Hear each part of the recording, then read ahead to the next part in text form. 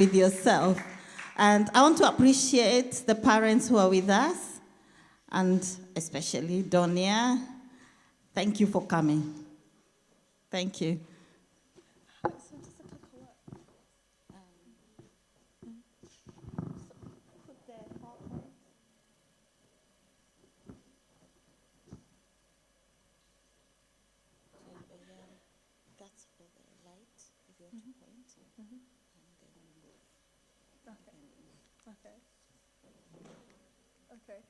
Thank you, everyone. My name's Vanessa. I'm 14, and I basically run a food photography blog called Tasty Time, as well as a food Instagram account.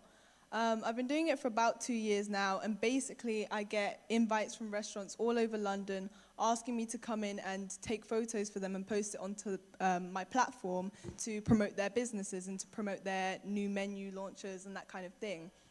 So you're probably wondering, how did I get to where I am now? And it's a pretty good question, because obviously food photography is something that's pretty niche, especially for a 14-year-old to be doing. So that's actually what I'm going to be talking about in today's session. I'm going to be talking about the things that I do besides food photography, because it's not actually the only thing that I do outside of school. How I've managed this with my schoolwork, because I'm in year 10. Are any of you in year 10 here? No one? Am I the only? Oh, there we go, a couple people.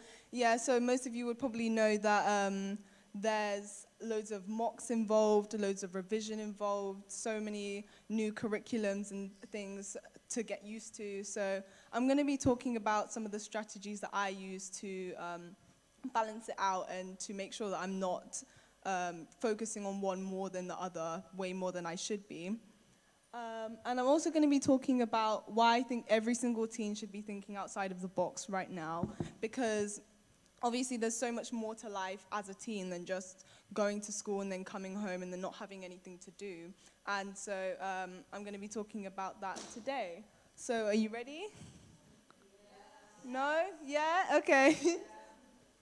So, how did I get to where I am now? I'm going to say it straight now. It wasn't really that straightforward.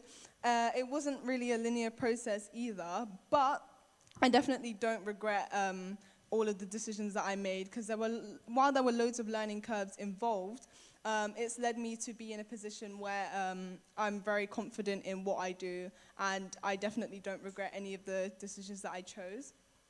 And it all started for a pretty simple reason, and that was that I loved art. Do any of you here like art or crafts or that kind of thing? Okay, a couple people. Yeah, I've always enjoyed art, and for the longest time, I've always had an interest in drawing and painting.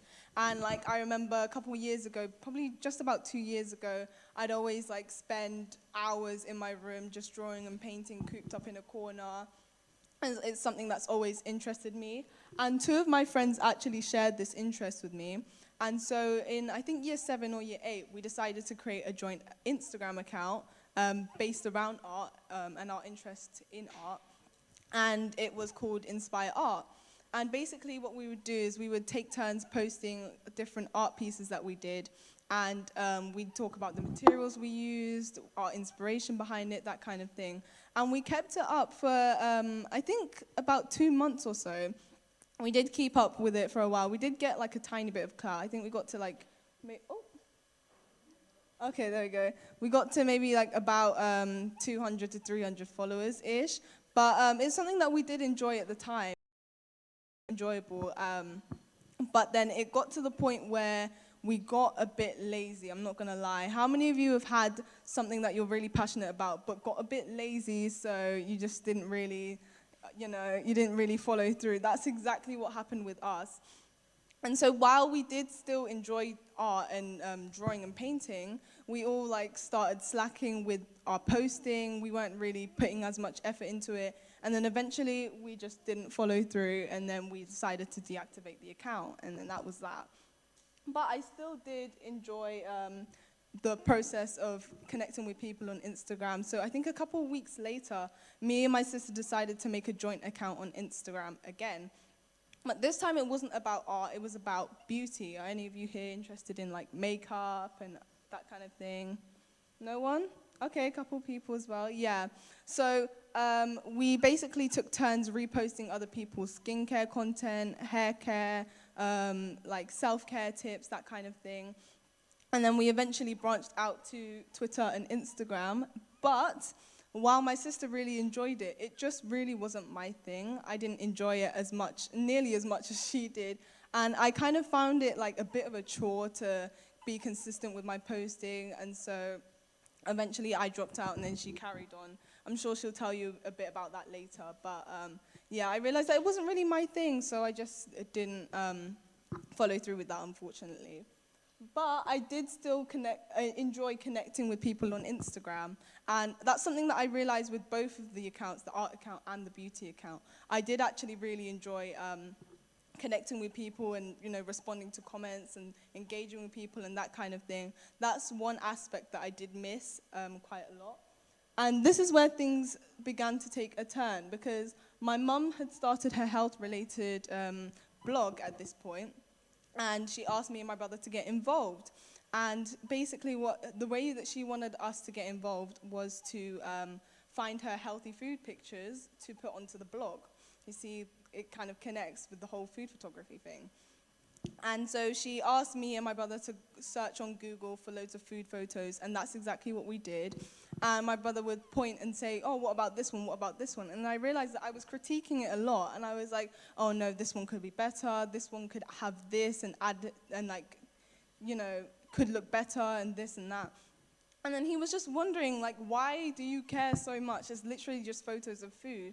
And then I started asking myself that question as well. And then I realized that I was actually developing an interest in food photography. And so I realized at that point that I wanted to create a blog as well. And because of my newfound like and love for food photography, I decided to make it based on that. And so I told my mum, and she was like, okay, that's a great idea, that's a good idea. And so I went forward with it. And I made the blog on a platform called Blogger. Do any of you know what that is? Yeah, just a couple people. I wasn't really expecting many people to know what it was, because it's really not that popular. But essentially what it is, it's just like a platform for new bloggers to get used to the whole blogging scene. And even though it lacked creative freedom and you couldn't really do much on there, it was a good starting point for me. And so that's what I went with.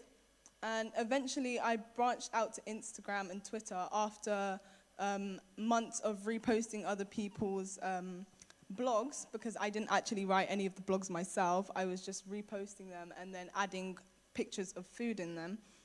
And so I eventually branched out to Twitter and Instagram because I wanted to,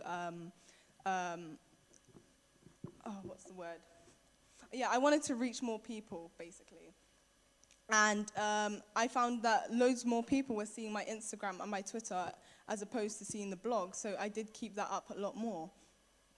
And when I created the Instagram account, I realized that the name that I had named my blog had been taken. And the name that I'd named my blog was, can any of you guess maybe? No? Any guesses? Any guesses? Oh, God, it's there. But yeah. Basically, I changed it to For the Foodies in the beginning, but after a while I realized that I didn't really enjoy it. But so I went for Tasty Time. Go follow it if you want. Shameless plug, but you know. Go follow that if you want to see more of what I do. But yeah, I changed the name to Tasty Time, and I carried on with that name, and I think I'm going to carry on with that name further more. And at that point, I was still posting other people's content. I was still reposting other people's blogs, other people's pictures of food. I still hadn't really gained the confidence or necessarily the right skills, or I didn't really realize how, I didn't really figure out how I was going to post my own content. And so that's something that I was contemplating on for a while, and I really didn't know how I was going to make a shift from reposting other people's content to having creative freedom and posting my own content. Until one day, coincidentally, there was a knock on the door, and I was lounging around at that point, and I was waiting for my mum to go and open the door and see who it was. But obviously, with African parents, that's not really how it works. So she was like to me, go and open the door. And I was like, okay, I'll go and do that. And so I checked who it was, and then I saw a woman in red uniform and with a clipboard. And I was wondering, okay, who's that? Now, do any of you know what Gusto is?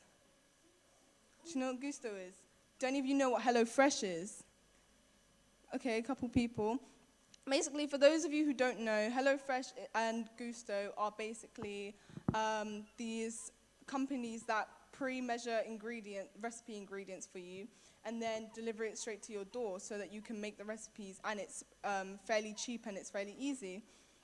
And so this woman was coming to our door and was basically promoting the company and saying what she does. And for me, that was a bit of a light bulb moment, because I realized if I sign up with Gusto, maybe I can start posting my own content.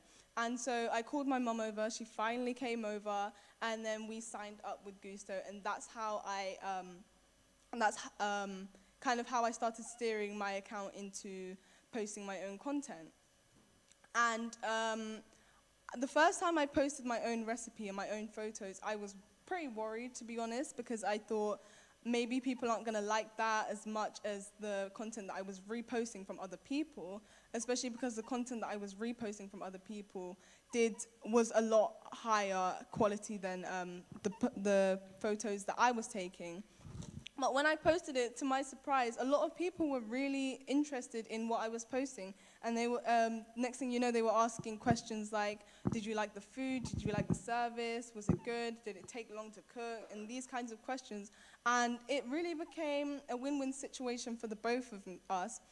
A win-win situation for me, because I was finally having the creative freedom that I wanted to have when it came to posting the content.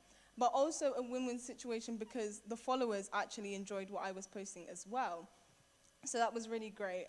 And I kept that up for a while until it got to around my end of year exams. And around that time, obviously, I have loads of exams and loads of revision to do. And the recipes started to take out a huge chunk of my time.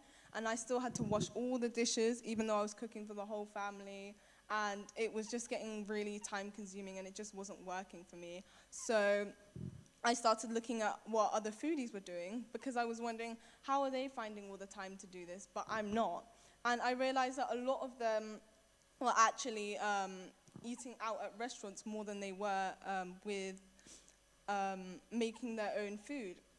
And so I was wondering, how were they able to constantly, go out and eat food all the time, every single week?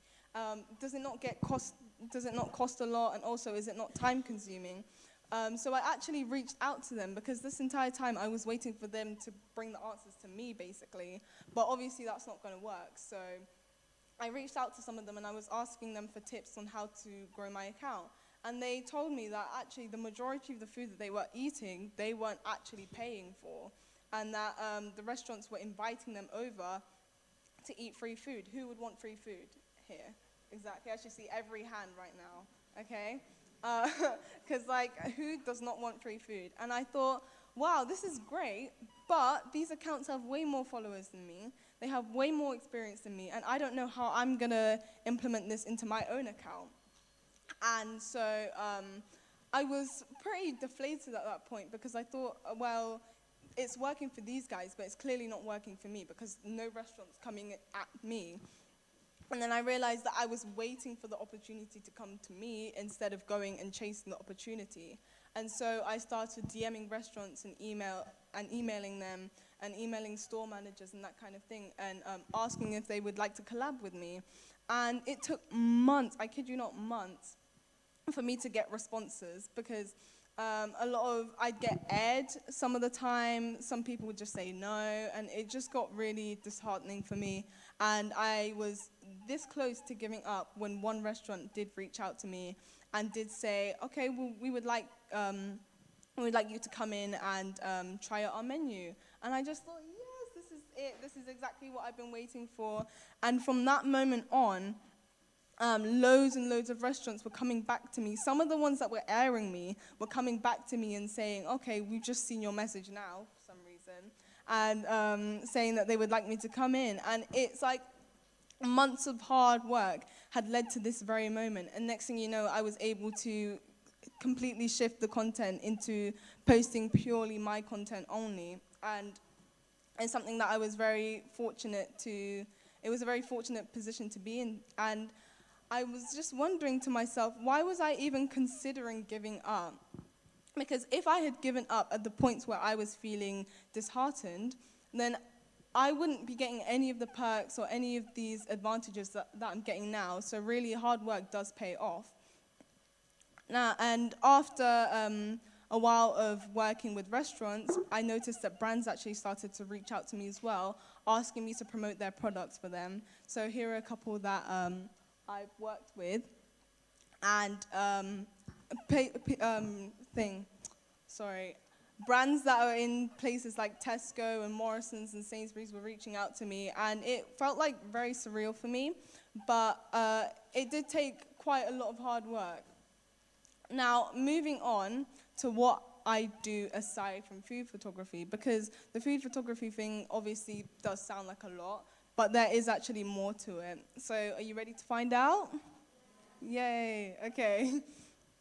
So what I do is basically a byproduct of the food photography journey. So it all started with me wanting my food blog to look better, because now that I was working with restaurants and brands and companies, I really wanted to improve the standards of my food blog, because as I said earlier, I used a platform called Blogger, and it had barely any creative freedom, and it didn't really look that good, but it was okay for me at the time. But now that I was trying to, increase the standard and the quality of my blog and my account, it just really wasn't working for me. So I wanted my food blog to look better.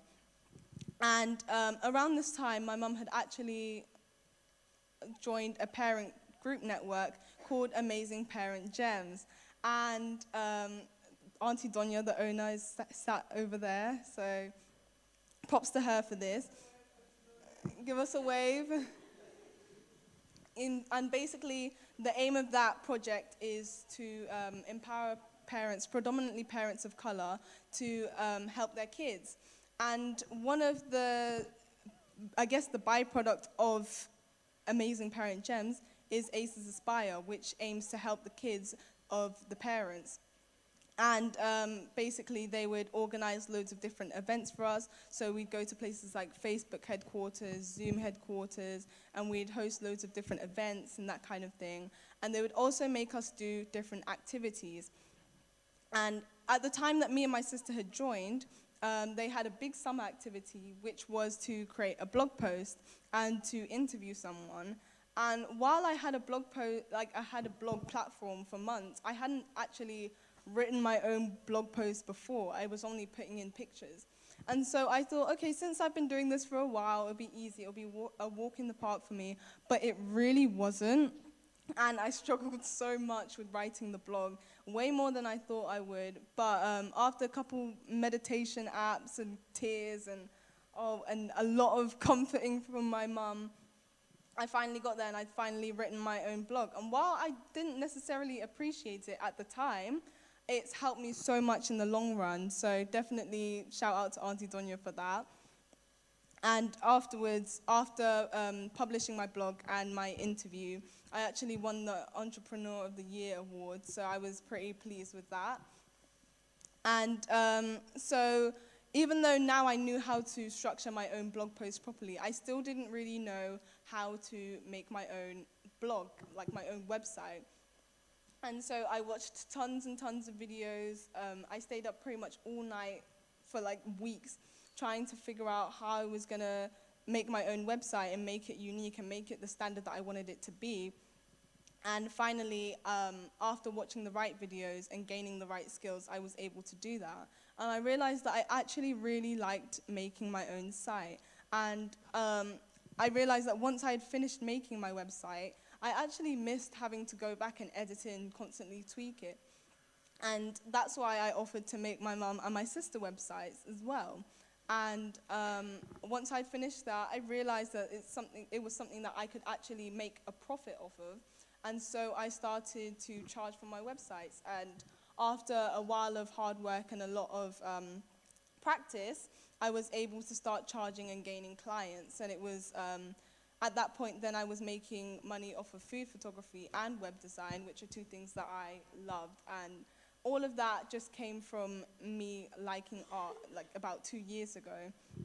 And so I'm in a position where I'm very thankful for being able to do this. And because I want to share the knowledge that I've learned from what I do, I'm also going to be making an online course called Monetize Your Passion.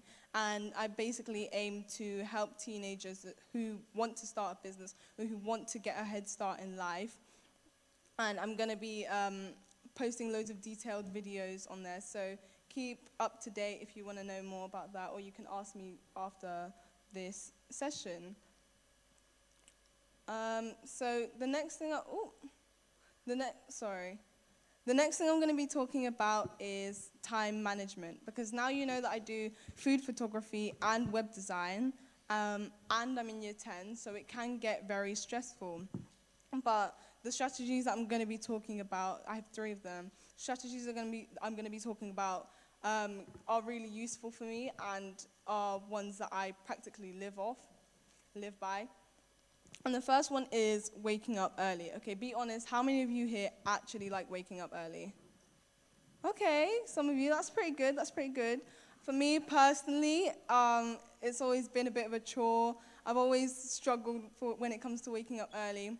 But if you look at any celebrity's interview and see how they've managed to get ahead and be at the high position that they usually do talk about waking up early, because you really do need to maximize the hours in your day and be as productive as possible if you want to get a head start in life. And there's a saying called pay now or pay later, essentially where you either sacrifice bits of your life now and work hard now and then be able to relax in the future and not have to do anything, or you lounge about now, you constantly take naps, you don't do anything now, and then you have to be faced with loads of obstacles in the future. And the reason I put Beyonce on there, first of all, does everyone know who Beyonce is? Yeah? Okay. I mean, pretty basic, right? Everyone knows who Beyonce is. But for those of you who don't know, she's a very famous singer. And she, in one of her interviews, she said that she never had a childhood. And that's not necessarily a negative thing. She's not saying that because she was miserable. She only said that because instead of going to playgrounds and doing what normal 10-year-olds did, she would go around the US with her dad trying to book gigs for her to start her singing career early. And so she sacrificed bits of her childhood, but now she doesn't have to pay. And so, because she already has. So now she could practically retire and not have to do anything because she's financially stable and she's done everything that she needs to do to get to that position early. And here are some of the strategies that I use for when I wake up early. The first one is putting my phone on the other side of my bed so that obviously when you're waking up, you have to like stretch to sort of wake yourself up, and that's what I do. Instead of just having it under my pillow where I can just take it out and then switch on snooze and then put it back. So that's a good strategy for if you're trying to wake up early. Also spending at least the first 10 minutes on my phone. I actually spend the whole hour that I wake up on my phone because I have things to do like engage on Instagram and respond to emails and that kind of thing. If you don't have anything productive to do on your phone, then I wouldn't really recommend this. But I put that on there because obviously looking at a blue screen does wake you up a bit, and it would make waking up early slightly easier for you. But don't do it if you don't have anything productive to do, because no point in waking up early if you haven't got anything to do. And also to not overwork yourself, because when you set your standards a bit too high, and it will make waking up early seem even worse than it actually is. and it will leave you burnt out pretty quickly. So the next strategy I'm going to be talking about is bullet journaling. Now, do any of you know what bullet journaling is? Okay, a couple people. So basically what bullet journaling is having a bullet journal or a diary or a planner, whatever you want to call it, and basically mapping out your months, your weeks, and your days in advance. So I use this strategy as well, and it's very useful for when you are trying to note down all the tasks that you're going to be doing.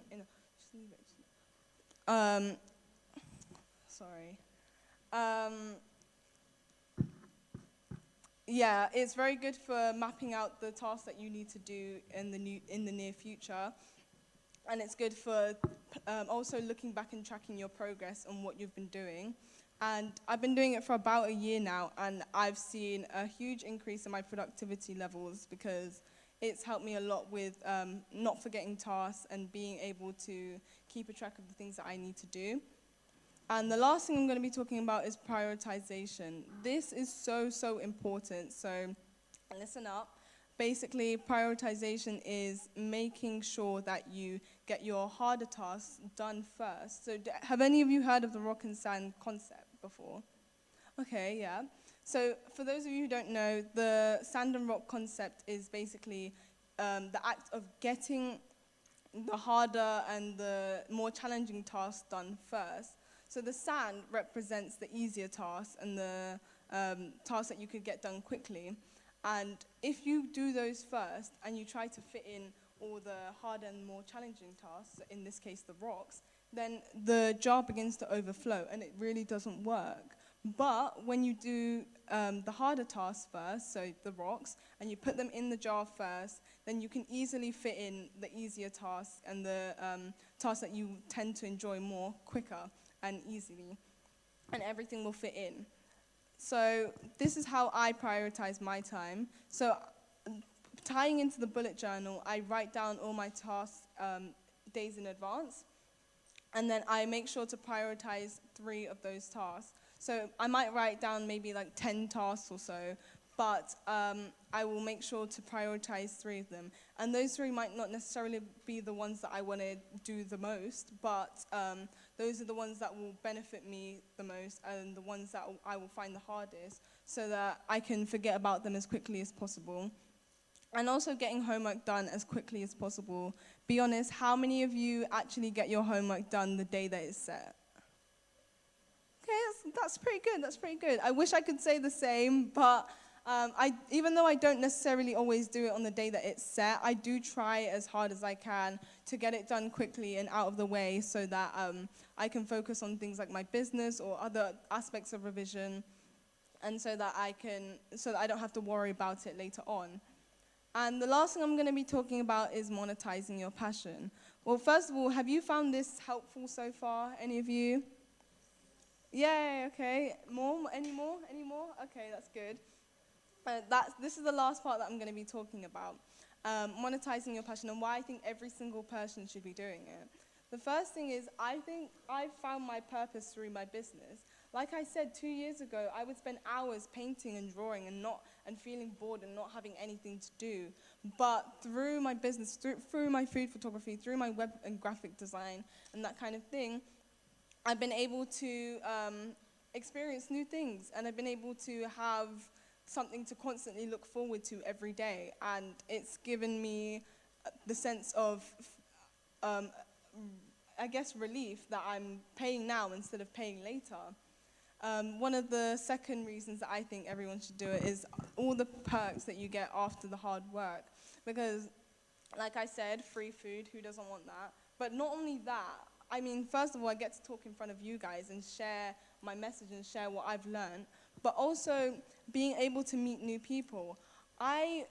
Some of the people that I asked for advice on the food account, I've actually been and had lunch with and had dinner with and had been to events with them. And I've actually been able to meet some of them in person, in real life, and that's something that I never expected to do. And I've never really expected to get to this level, but all the perks that you get are just it just makes the hard work seem like nothing, and it makes you forget how much you've had to work to get to where you are. And the last reason is it helps you do things out of your comfort zone. Like, for example, this is the first time I've actually spoken on stage. I hope you couldn't realize, or you didn't realize, but it is. And it definitely is something that's outside of my comfort zone. When my mum told me that I had to do this, of course I felt honored and I felt excited, but I also felt pretty scared because I'd never really done anything like this before. But these kinds of things and doing things outside of your comfort zone help train you to become a better person in the future. And I feel like that's so important, and I feel like it's important to get that done now so that you don't have to worry as an adult. You live a stress-free life. So you should think about things that you are passionate about, and think about ways that you can make that profitable. Think about ways that you can actually take that forward and use that to your advantage. And with that being said, I want to thank you all for listening.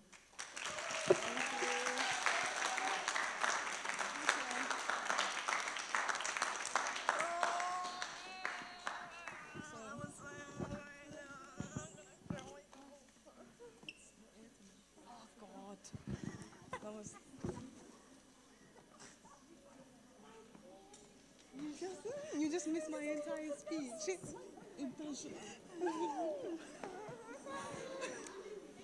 That was scary. I hope it's not blessings. Oh no, it's not good.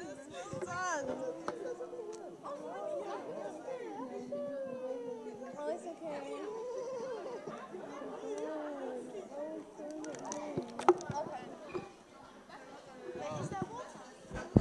Okay, this is...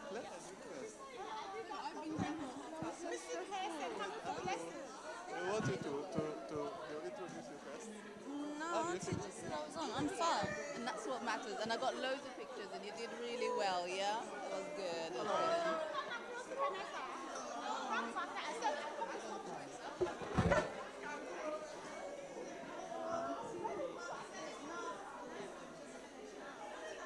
So should I? Yeah, my PowerPoint's not up yet. Okay, let me tell them to put it on.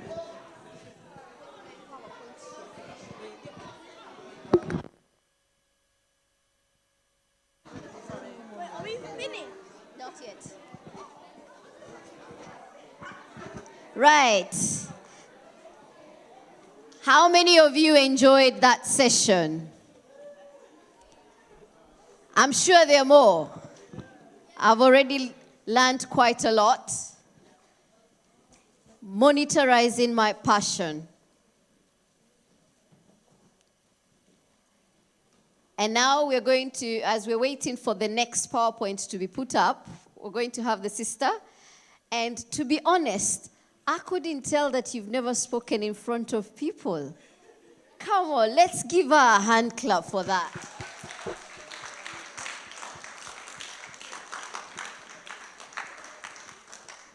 While we're waiting, I'm going to do something. Those who are eating, we'll eat later, don't worry. Right. Prince and princesses. How long since you heard that word? Quite a long time ago, yeah? Can I have you stand up?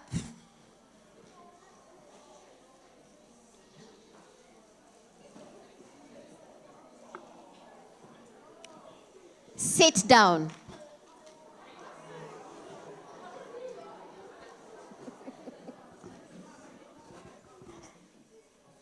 Sit down. Now, the next time when you're standing up, I want you to really focus on how you're standing up. Yeah? So, stand up.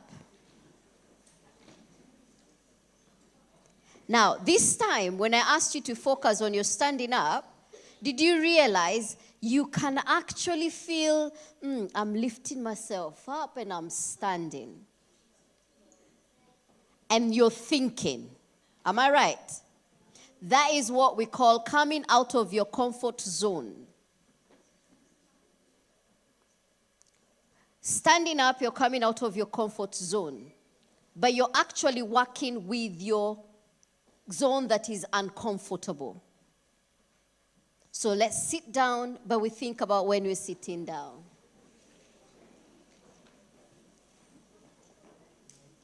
You achieve it by coming out of your comfort zone. That's very important.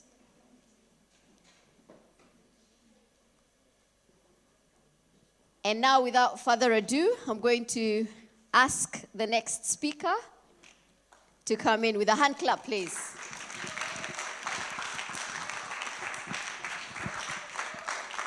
Thank you. Thank you. Okay, so my name is Blessing. I'm 17, and I own an Instagram account called Beauty with Blessing, where I give people tips on beauty, skincare, advice on all of that. And obviously, you've just heard Vanessa speak now about how she got into social media. So hopefully, you're kind of interested in it maybe, you're thinking about doing it. So I'm really just here to give you some tips, just what I know about it, why businesses use it, for example. So the 5 main points I'm going to look at is, what is social media influencing and why is it important? Can you use it as a career?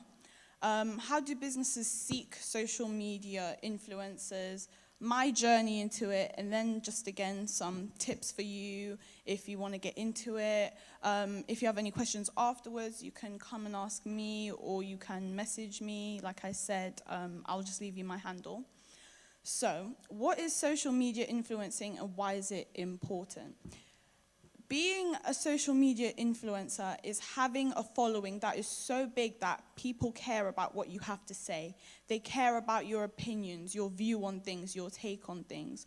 For example, I might post something and I'll say, use this product, or don't use this product, avoid this product. And then in my comments, I'll get people saying, thank you, I didn't know this, now I'm going to avoid this, now I'm going to try this, now I'm going to go and search something else. And that's what it's all about.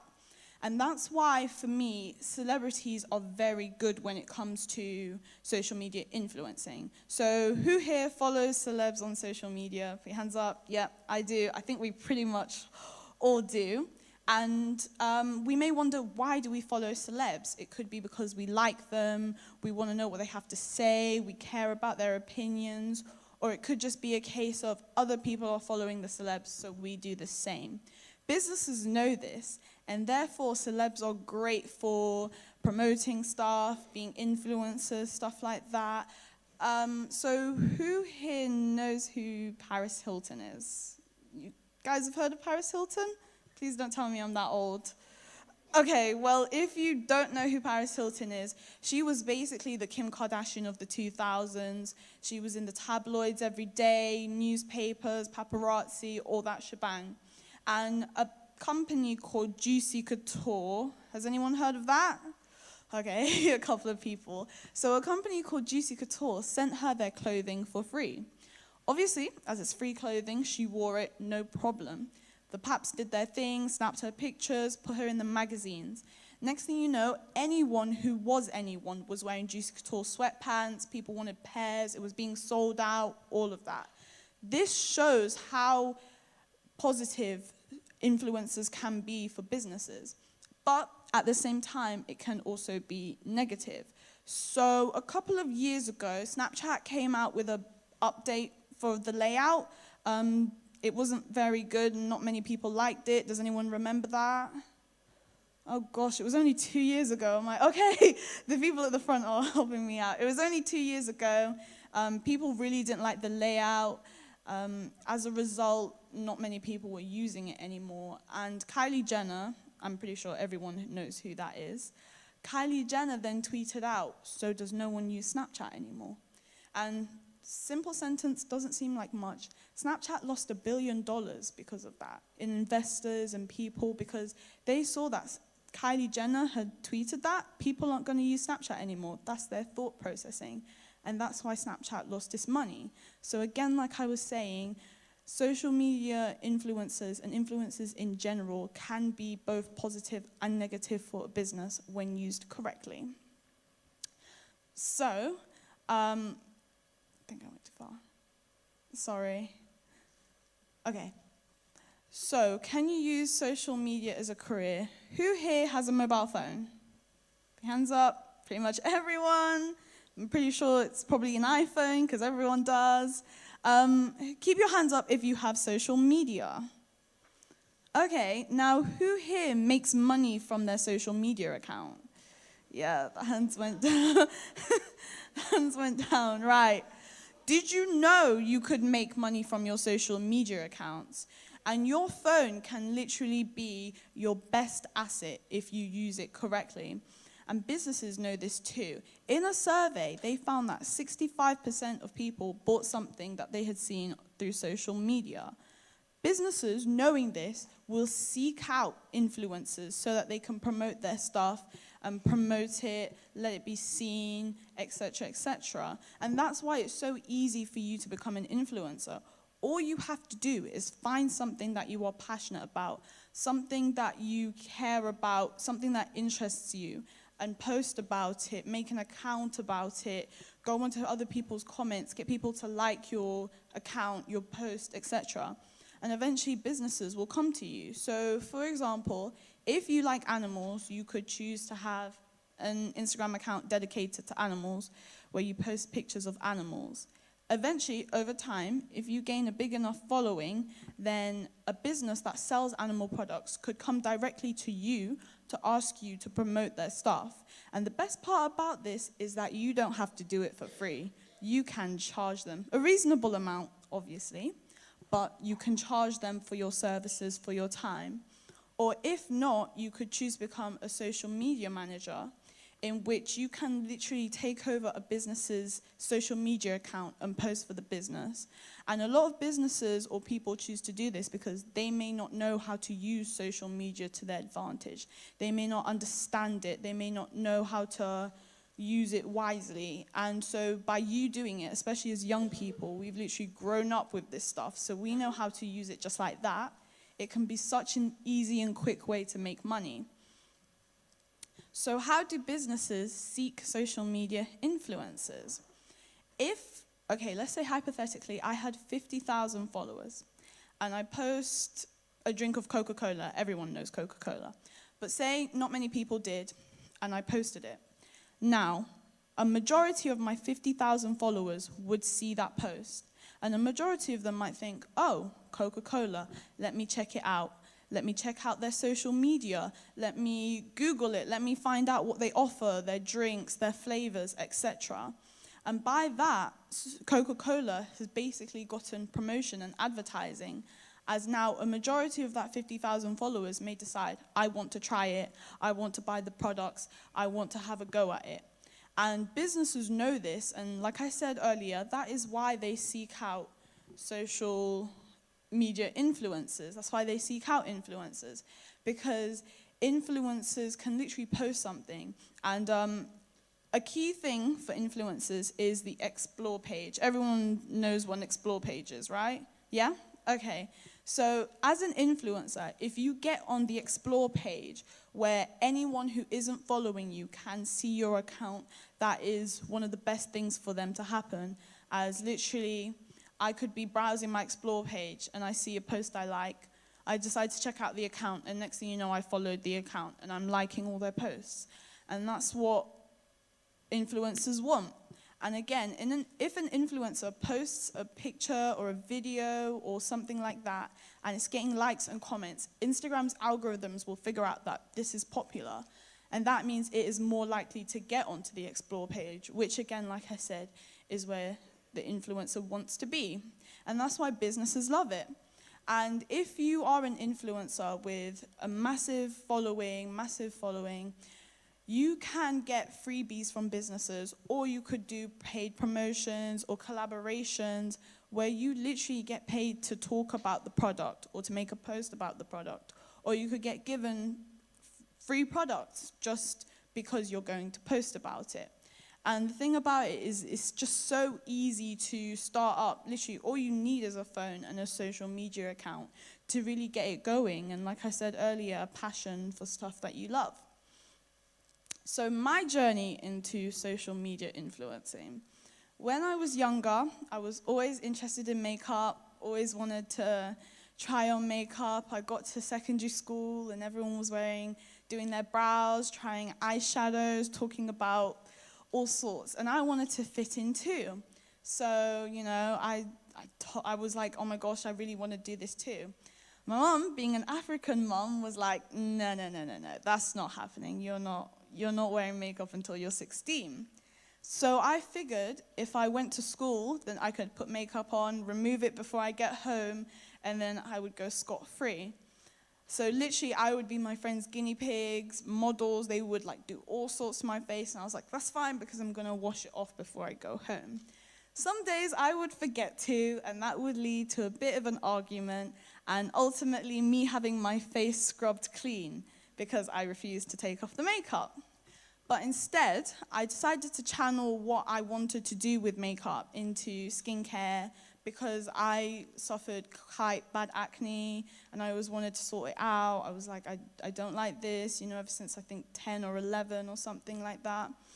So that's what I really wanted to do. And I had always seen these big Instagram accounts with hundreds and thousands of followers. I'm sure we all have too, those, and you think, oh my gosh, this is so easy. I could do this. It's not that hard.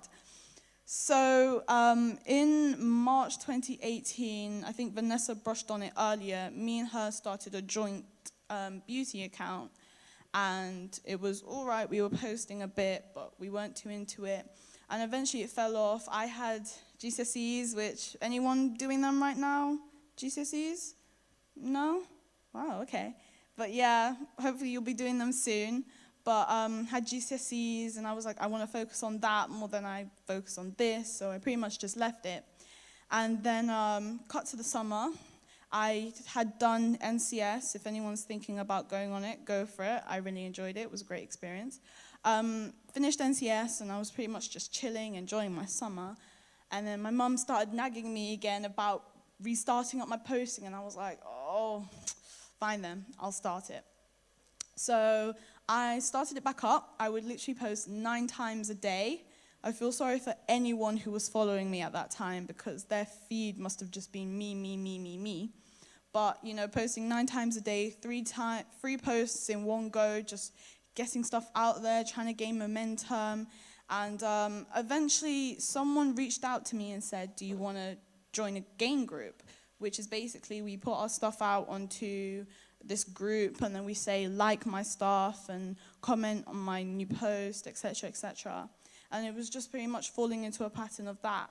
And last March, I managed to hit 1,000 followers. It was very surreal. I was like, oh my gosh, this is crazy.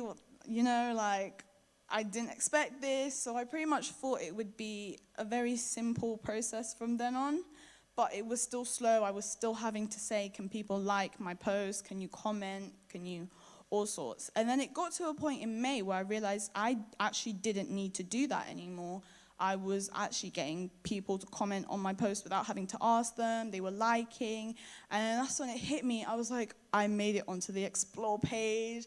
I was so happy. I was like, this is crazy. I'm getting thousands of likes and this is unreal. So I decided to celebrate, and I did a giveaway. Who doesn't love a giveaway, right? Free stuff.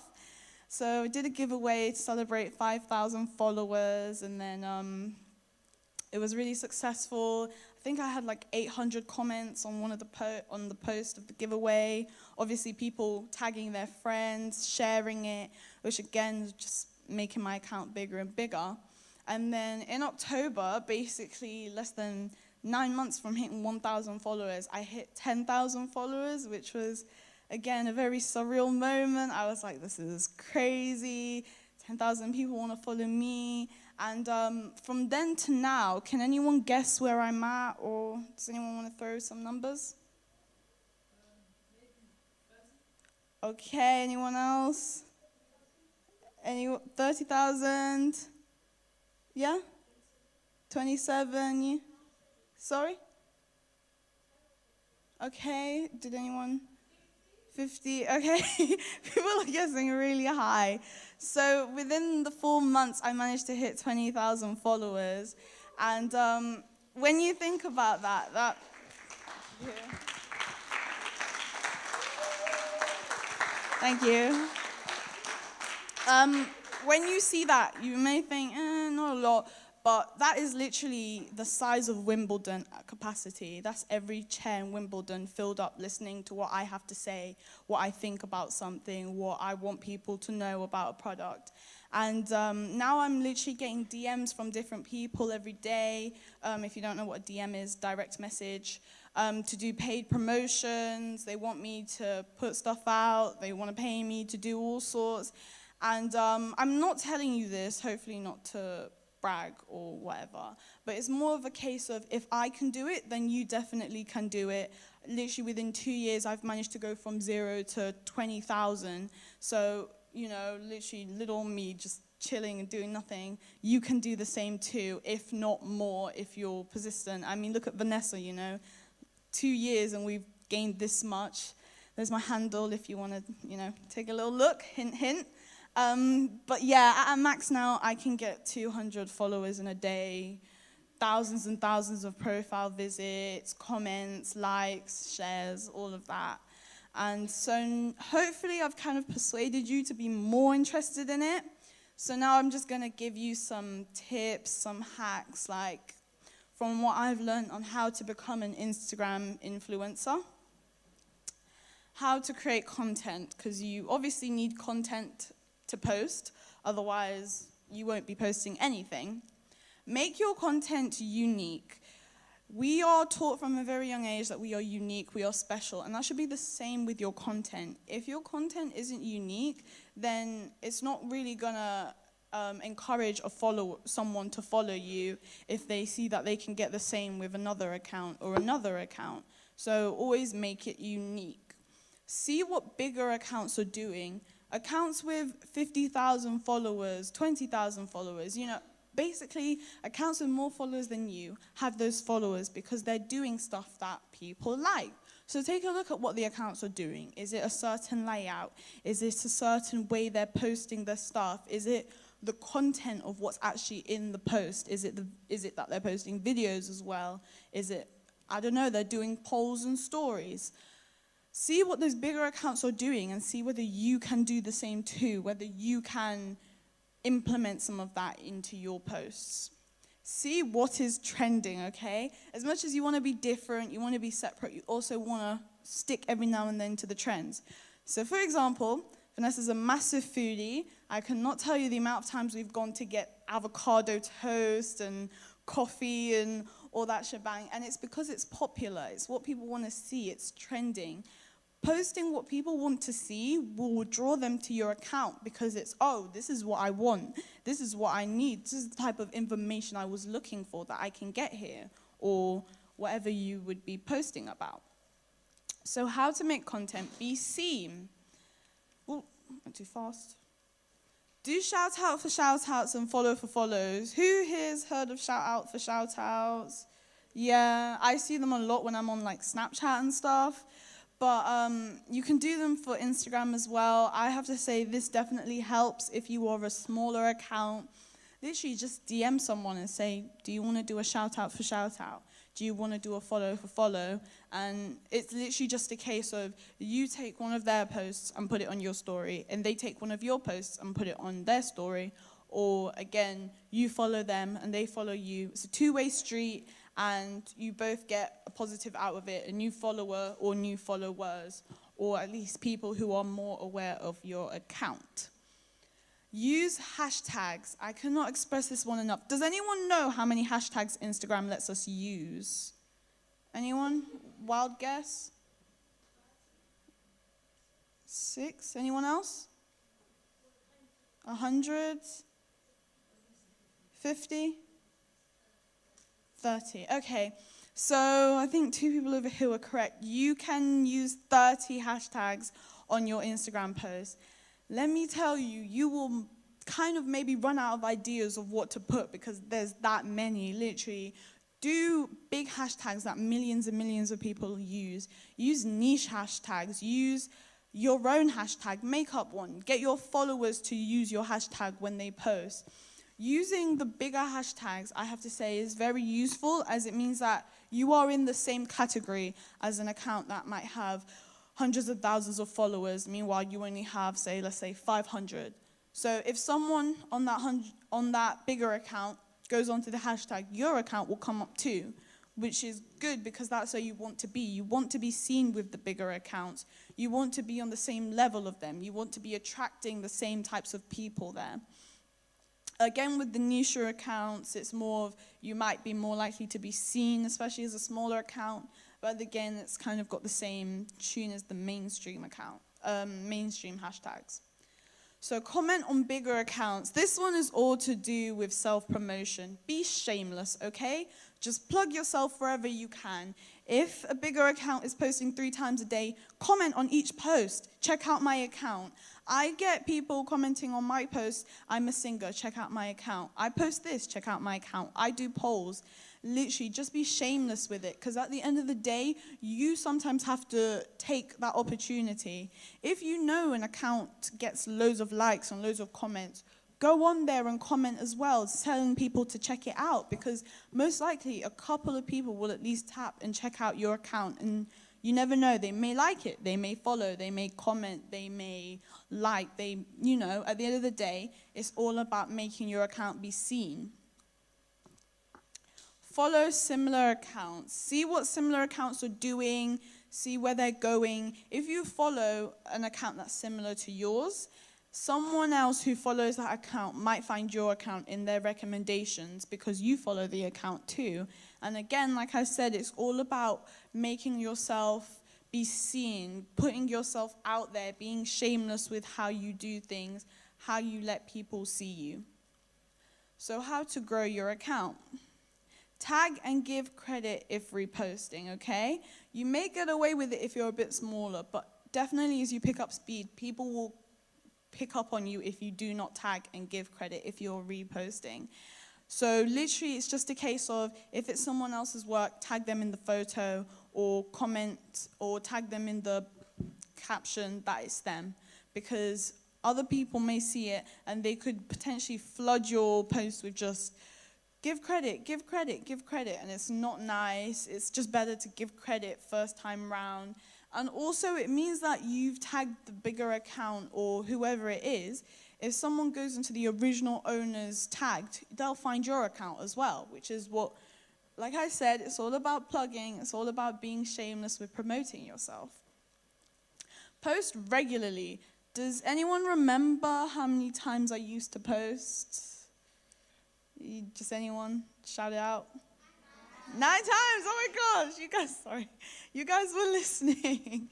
Yeah, I used to post 9 times a day. Obviously, I don't post that much anymore. The most I post is 3 times, so if you want to check out my account, hint, hint, and maybe follow, I'll only post 3 times a day. But post regularly, At the end of the day, if you are gaining 5 followers a day, and you don't post for 1 day, that's 5 followers that you've lost, potentially. So I have to say, keep on posting, even if you don't feel like it, even if you're like, oh, I've only got this amount of followers or no one's liking it, keep putting it out there because eventually it will pay off. Join a game group. Now, I discussed it briefly in my journey, but game groups helped a lot for me. Being in a group with similar like-minded people who wanted their posts to be seen. Literally, just every time I would post something, I would send it on there and I would say, like and I'll like your post, comment and I'll comment on your post, follow and I'll follow your account. It's just all about trying to work Instagram's algorithms and make yourself be seen as much as possible, getting as many likes, as many comments as possible again. How to monetize your account. So when you get to being quite big, you can, like I have in my account, literally put DM for cheap promo and put it in your bio.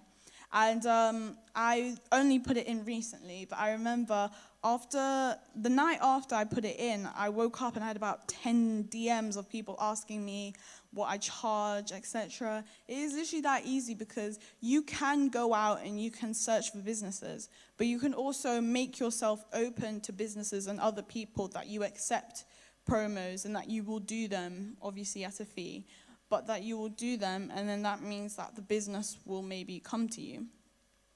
And like I said earlier, DM people as well. As much as you can wait for opportunity to come to you, you also might have to go out and get it.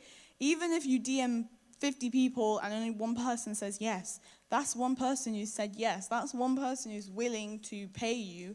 That's, one promo that you've done. That's better than nothing. It's better than just not bothering and sitting there and waiting for them to come to you. So I'm pretty much just concluding now. If there's anything you take from this, it is literally just be consistent. Keep going. Keep posting every day. Don't stop. Be regular with it. If you say you're going to post 3 times a day, post 3 times a day. If you say that once a week you'll put something on your stories, or you'll make a video, or you'll do this, then stick to it.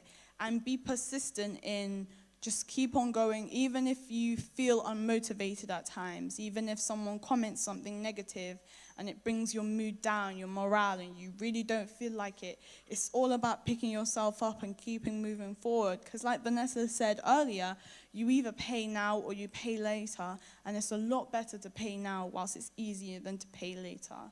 Thank you for listening, and I really hope you learned something. If you want to come to talk to me afterwards, I'm open, or again, you can message me, Beauty with Blessing. Thank you.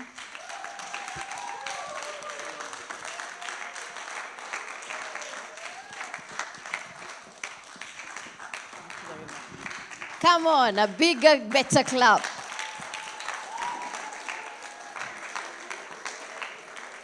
I'm already following. So now you have 22 point something followers.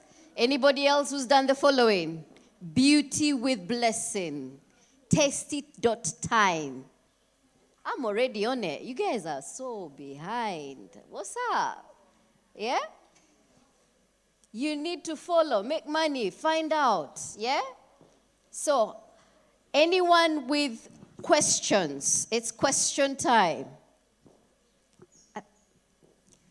So, we'll ask you to come. Go on.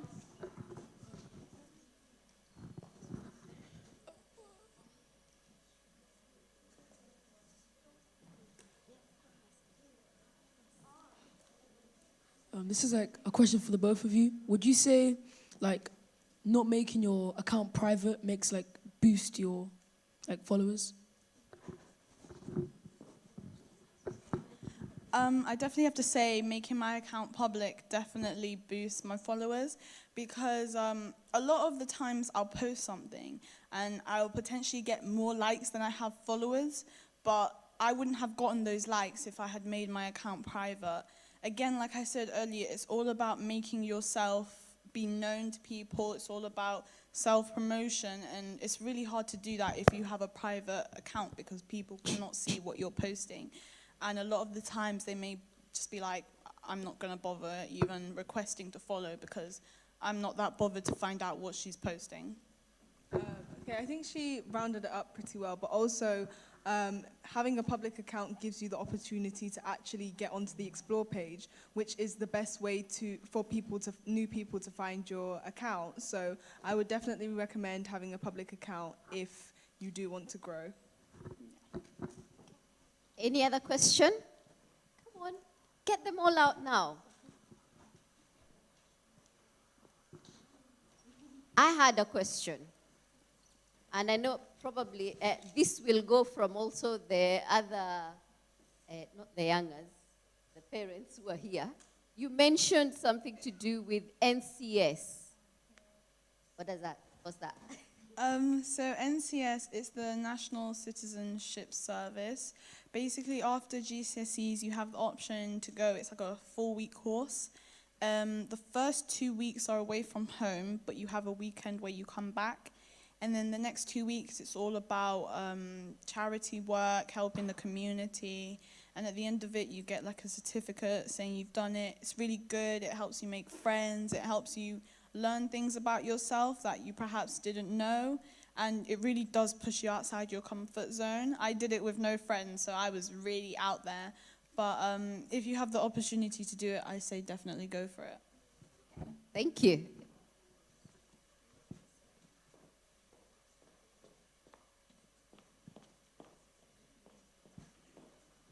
And how can parents help their children? Because obviously you've given us lots of tips and advice. So, and there are younger children here who might go and make their accounts public and things like that. So we're thinking from starting a business point of view rather than doing it privately. How could their parents help them?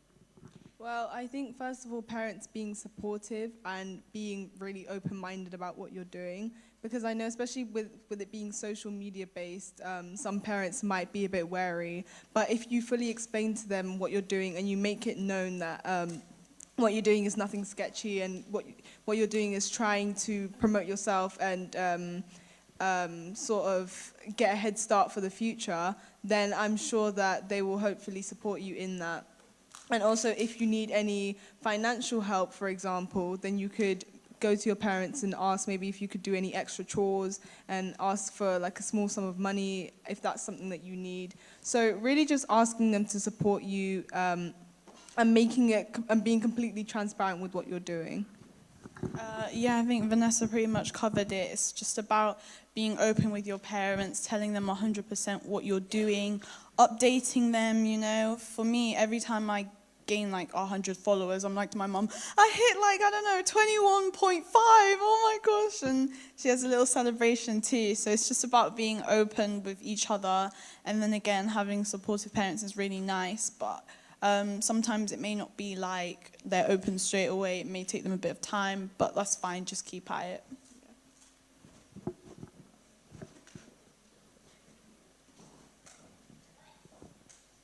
How much do you make per like week or per blog? So for me right now, I charge £15 for a 24-hour post on my story, and I charge £20 for a permanent post on my story. Well, for me, it depends. For websites, it usually does go into the hundreds, but for the food blog and for the food account, it's usually maybe about £30 to £50 per post if I'm promoting someone. That's good money. I'll come and start to work. Yeah.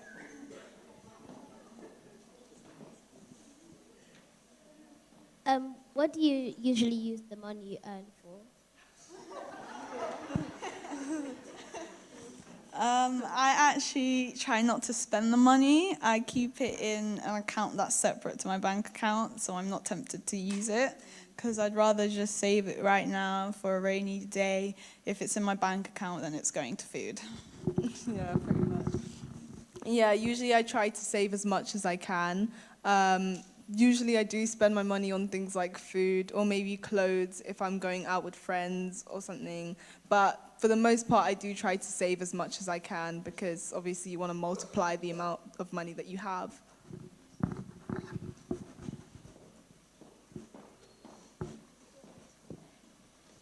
And also, like, you know, like your school friends, like, do they kind of ask you kind of a lot to promote them? And like, what do you do when they, you know, ask? So when my school friends found out about the account, it was when I think I had like 400 or so followers. So it really wasn't a lot. And when they found out about it, they did kind of poke fun at me for it. So I actually blocked them from the account. I blocked them. I said, you're not going to see this until I'm shining. And then as time went on, I gained 1,000, 5,000, and then eventually I unblocked them. And now they're the same ones that are like, oh my gosh, how can we start this? How can we get into this? Can you get us free like skincare stuff, you know? So it is really funny. Yeah, I actually kept this whole business thing a secret from my friends for the majority of it, actually. I only told them in August 2019, so I really did keep it a secret for a while. And I didn't necessarily do that because I didn't want them to know, I just didn't know how to tell them. But when I told them, they were all really supportive and they were all reposting it on their own accounts and things like that. And I do get quite a few questions at school, but I just try to explain it as transparent as I can. And I also try to encourage them to get involved with that as well. So there's this one girl who's in my maths class who was talking with me about it. And then she was saying about how she had a makeup account, but she kind of left it. And I encouraged her to get back at it again. And she's now hit, I think, about 1,000 followers. So it's quite nice to share what I'm doing because I never know who it could inspire.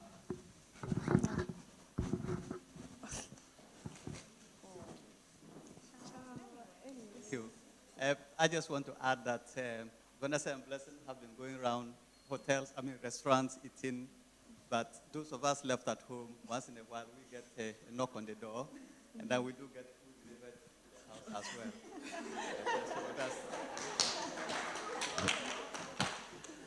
well. It involves the whole family. It wasn't much of a question.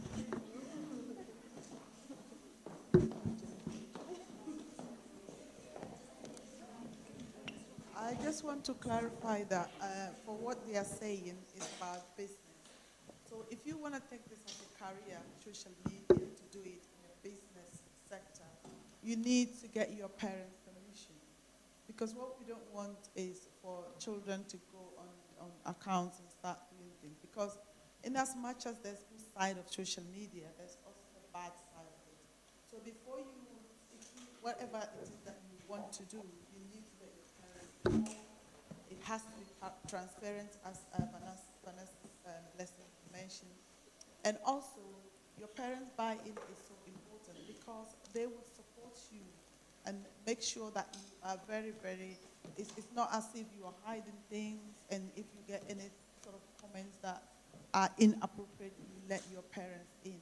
So at the moment, Vanessa is creating a course to be able to guide young people so that you are thinking strategically, not that just going on social media and posting, otherwise you are going to be wasting a lot of your time. Think strategically. What it is that I love, what am I passionate about, and how can I get there? Sometimes too, the consistency and consistency is also another thing.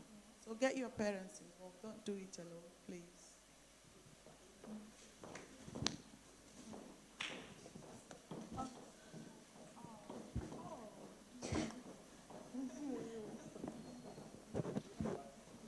Thank you so much, girls, for such an eye-opening presentation. But I also wanted to ask you, where do you see yourself in the next 3 years, 5 years, or even 10 years from now? That's both of you. Then the second question, when you started this, because maybe most of us parents are not very well savvy when it comes to the digital side, did you train your parents first so they can accept or allow you to do it, or they just let you do it? So with the parents one, it was pretty much our mum who kind of pushed us to, well, for me and both of us to start the account. So we've always been very open with that. But definitely if you're going to do it, then talk to your parents. And also, where do I see myself in the next 3 years? I'd like to say I have a couple 100,000 followers. It'd be quite nice. My plans after my A-levels, which are in June, I want to do more like makeup and like putting myself out there more into my account and not just giving people tips and stuff like that. What was the first question? What was that? Where do you see yourself in a couple of years? No, that's the second one. No, that's the first. And then about the parent. Oh yeah, okay, so I'll talk about the parent thing first. Wait, what's the parent thing? What's the parent? Oh yeah, so like my mum said, she was into digital marketing and that kind of thing. So when it came to explaining what we wanted to do, it was pretty easy, and we were pretty open with her because she was actually the main person encouraging us to do it. And also where I see myself in a couple of years' time, well, some of my plans are, of course, the online course that I mentioned. I would like to be able to push that, and also to get some more people involved in the web design thing and eventually create a sort of agency.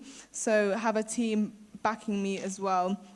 And I've kind of started with that because now I have a web agency name called Webfluent, and I plan to expand that in further years.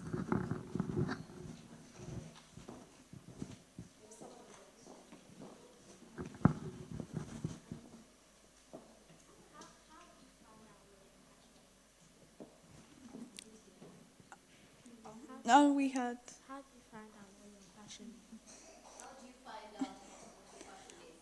For me, it was literally just a case of thinking about what do I enjoy.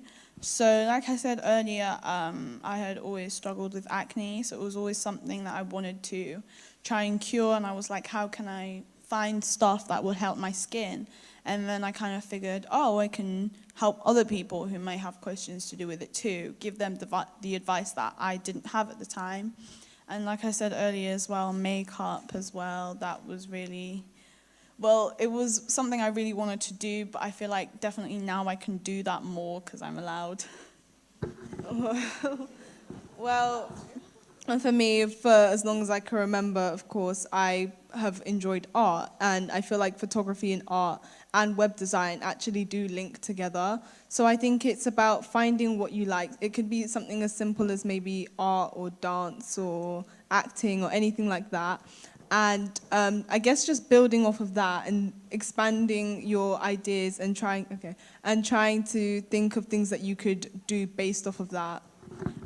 Just something more onto that. Even if you feel like your hobbies aren't really that popular, or say, for example, like you're into acting or you're into something really obscure, there will be a place for you on social media, and there will be people who are interested in that. So please do not think that your hobbies or your passions aren't valid. Yeah, thank you very much. I'm actually going to come in and make a comment here because obviously I work with the girls. And for the parents who are here, they've shown the positive side of social media, which is really great. For all the children here, and what Auntie Beatrice has actually said, is for you to be able to make this a business, spend some time planning and thinking what you want your brand to be.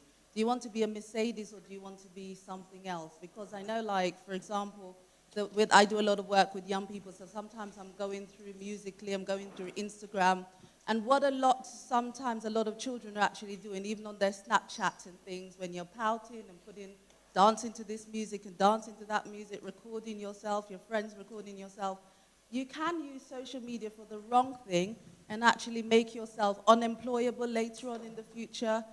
It affecting you, so when you want to be a prime minister, they will go all the way back to all of your social media, and if they see bad things, they will actually put it out there, and it's never deleted, never really, really deleted.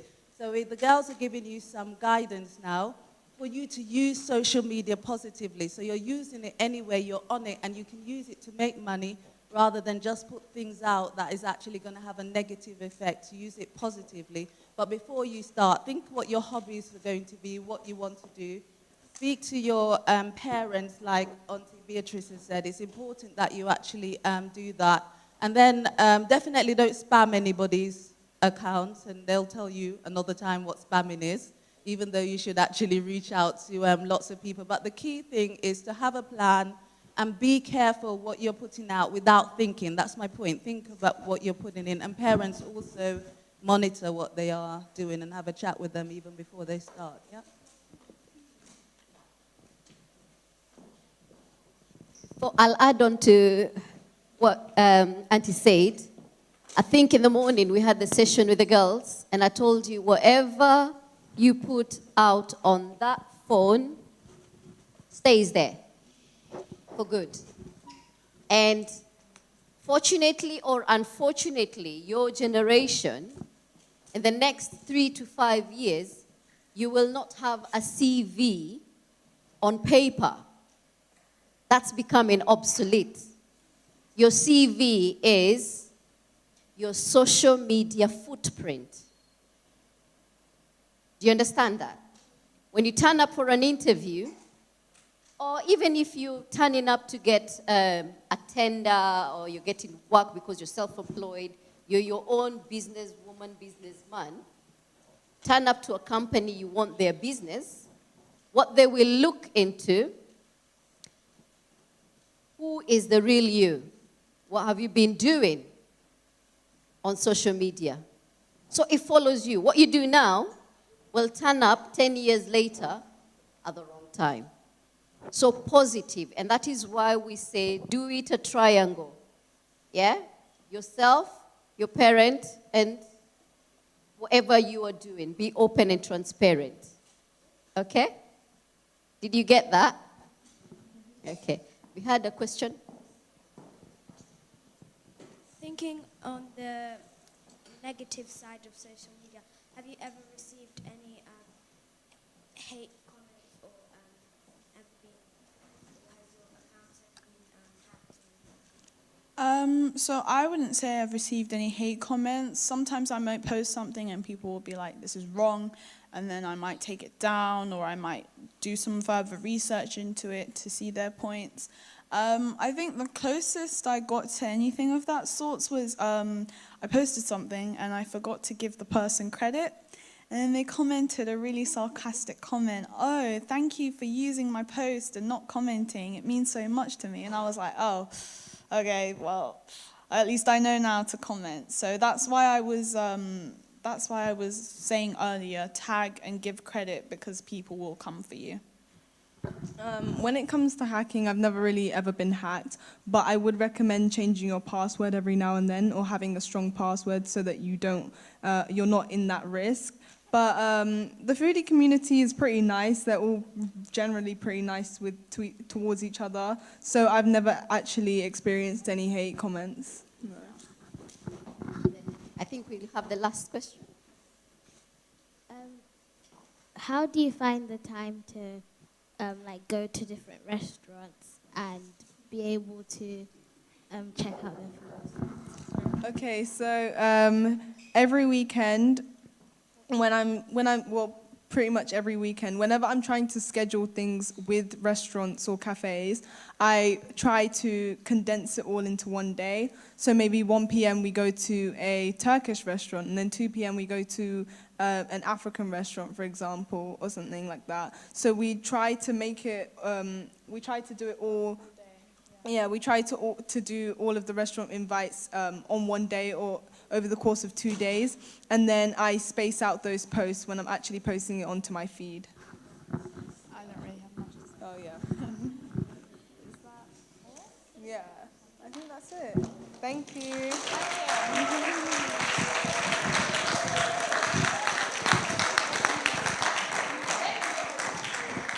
Wow, fantastic. Are you impressed? Do you see you can use anything to make yourself have an advantage in life? Wow.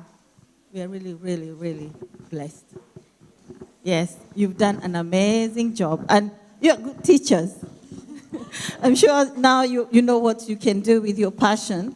Okay? Instead of wasting your time on social media doing silly things that will follow you later on and not be to your advantage, now you know what you can do.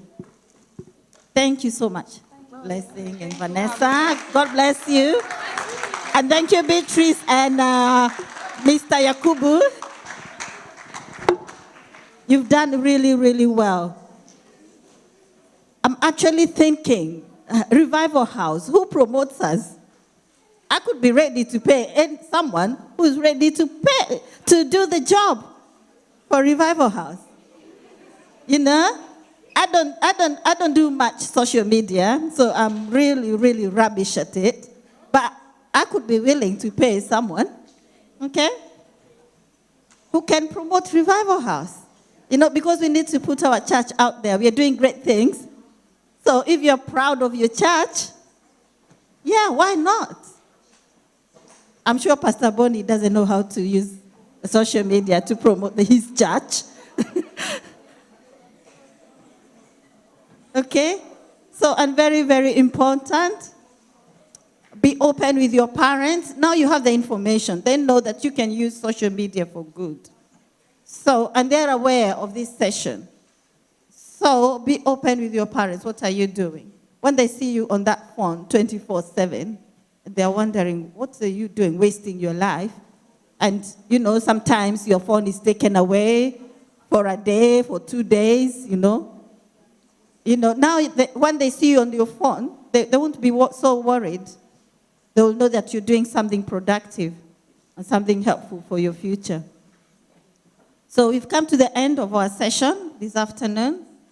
And go speak to your parents. If they have any questions, they can come to us. We're ready to answer on your behalf, so long as you're going to prove yourself responsible.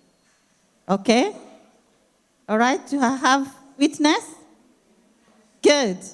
So I'm sure we've learned a lot. Thank you so much, Beatrice and Donia. And Donia didn't come forward. I don't know why she spoke from the back. Come, Donia.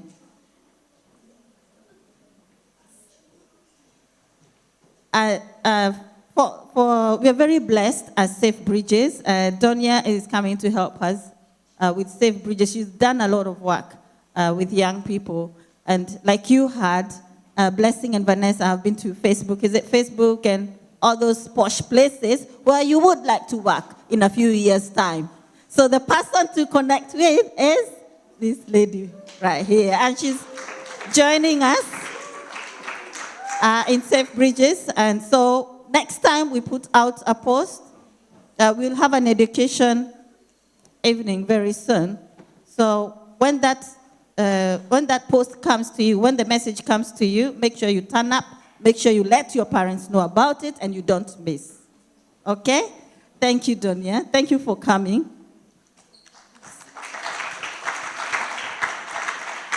So thank you so much for your patience and for paying attention. And we are hoping to see the next Mark Zuckerberg. Yes. The world is waiting. The world has become very, very connected and global. So you could be doing something here and your customers are in Japan or China or Africa. So, the world is limitless nowadays. So what is your passion? And it can go to the world. You just need to be wise with it. And you have mentors. Now we have Vanessa and Blessing as mentors, So I'm sure they'll be ready to help you when that time comes. Thank you so much. I don't know whether Pastor Bonnie has disappeared. Okay. I don't know if he wants to say anything. And thank you very much. As you go, don't go without letting us know whether you're taking the bus or your parent is picking you up. We have to know how you're going home. Thank you. So the next session for London, we all got your contacts. So the next session is on the 4th of April. So we'll send you messages about that and we'll send your parents. So make sure you let them know. On the 28th to 30th of May is our annual camp. So make sure your parents are aware about it. The flyer will be coming, will be out tomorrow. Okay? With all the information that you need. So put this in your calendar. 28th to 30th of May is our annual camp. So we're going somewhere for 2 nights and we'll have fun. Thank you.